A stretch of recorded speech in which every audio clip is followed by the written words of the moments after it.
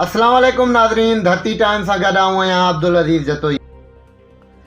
बांदीअ मां सिजावल ख़ान जी ख़बर शामिल कंदासीं। ॻोठ करीम बख़्श डायरीअ में PPHI जे साकार सां हलंदड़ बेसिक हेल्थ यूनिट जे इंचार्ज डॉक्टर जुनैद अली चांग ऐं मिडवाइफ्स फिरदौस जुनैद चांग मीडिया सां ॻाल्हाईंदे चयो त इस्पताल जी तारीख़ में पहिरियों भेरो कामयाब नॉर्मल डिलीवरी कयूं वयूं आहिनि ऐं उन सां गॾोगॾु माउ ॿार जी सिहत खे नज़र में रखंदे औरतुनि खे मुख़्तलिफ़ बीमारियुनि खां बचाव ऐं ॿारनि में वक़फ़े जे लाइ खेनि सम्झायो पियो वञे।